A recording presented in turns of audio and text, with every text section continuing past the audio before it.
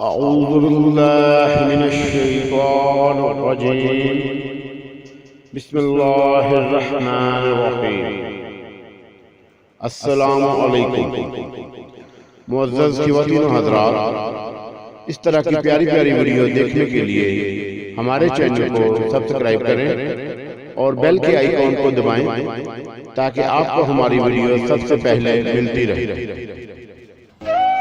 ہندوستان کے سب سے پہلے راکٹ میزائل کو کس مسلمان بادشاہ نے انگریزوں کے خلاف جنگ میں استعمال کیا؟ تاریخ کے نایاب صفحوں سے ایک سبق آموز روداد۔ ٹیپو سلطان وہ پہلے حکمران جنگجو تھے جنہوں نے ہندوستان کے سب سے پہلے راکٹ میزائل کو انگریزوں کے خلاف جنگ میں استعمال کیا۔ یہ قصہ ہے ستمبر 1780 کا، جب انگریزوں کے ساتھ جنگ کے دوران لوہے یا سٹیل کی لمبی نالیوں کے وار ہیڈز میں مختلف طرح کی تلواریں لگا کر اسے چھوڑا جاتا، جو کہ 2 کلومیٹر تک بآسانی نشانہ بنا سکتا تھا۔ جنگ کے دوران انگریز سمجھ ہی نہیں پائے کہ ان راکٹوں کا سامنا کیسے کیا جائے، نیز ان سے نمٹنے کے لیے کیا حکمت عملی واضح کی جائے۔ اس طرح ٹیپو سلطان کے راکٹ آج کے جدید دور کے میزائل اور راکٹ ٹیکنالوجی کی بنیاد بنے۔ ٹیپو سلطان کی فوج میں 5000 فوجی ایسے تھے جنہیں راکٹ چلانے میں مہارت حاصل تھی۔ نواب فتح علی حیدر شہاب ٹیپو اپنے والد نواب حیدر علی اور ان کی دوسری بیوی والدہ فاطمہ بیگم المعروف فخر النساء کے گھر 1750 میں پیدا ہوئے۔ ان کا نام نواب حیدر علی نے بے وجہ ارکاٹ کے ولید ٹیپو مستان شاہ سے حد درجہ انسیت ٹیپو رکھا تھا۔ 5 سال کی عمر میں دین و دنیاوی تعلیم و تربیت کا بندوبست کیا گیا۔ گھڑ سواری پسند تھی، پالکی میں سوار ہونے کو مردوں کی شان کے خلاف تصور کرتے تھے۔ والد حیدر علی کے ساتھ ہر جنگ میں شمولیت نے 18 سال تک پہنچتے پہنچتے ٹیپو سلطان کو ایک لائق، عاقل، جنگجو، متدبر، مجاہد، بہادر سپاہی بنا دیا تھا۔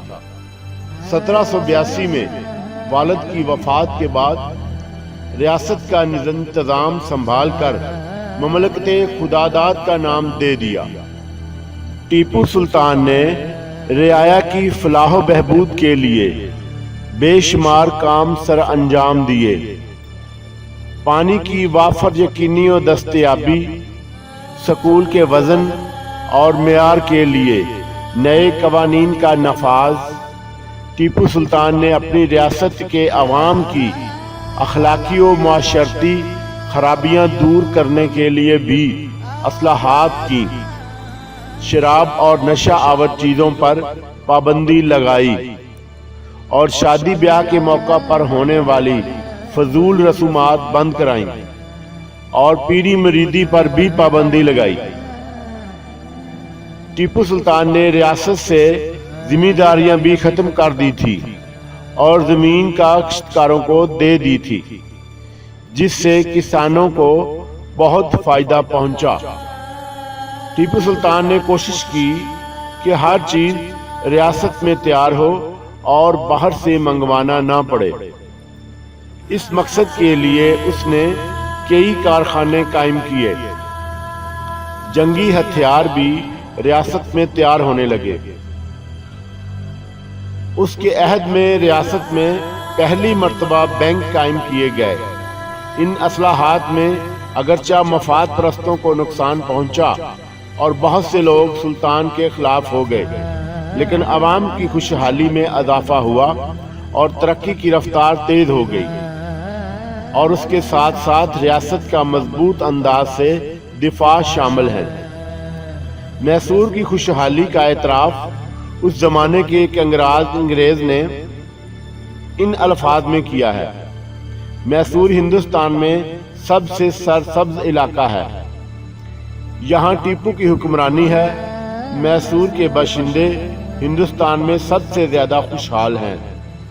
इसके बरअक्स अंग्रेज़ी मकबूज़ात सफ़े आलम पर बदनुमा धब्बों की हैसियत रखते हैं, जहाँ रियाया कानून शिकंजों में जकड़ी हुई परेशान हाल है।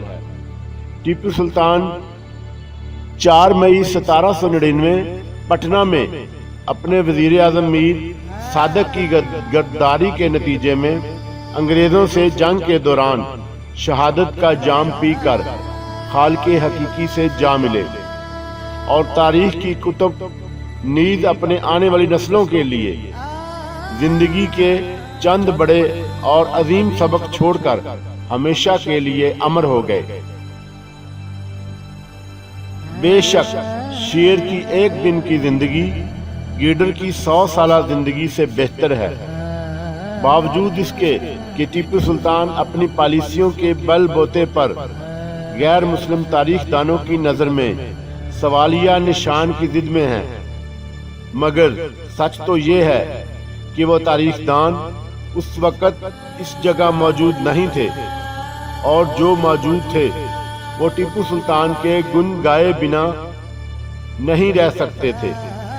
आज भी कर्नाटक में एक मंदिर ऐसा भी है जहां रोज टीपू सुल्तान के अवाम के लिए बिना किसी मजहबी तअस्सुब के खिदमत को याद रखते हुए पूजा की जाती है और उसे टीपू सुल्तान के मंदिर आमद से मंसूब किया जाता है।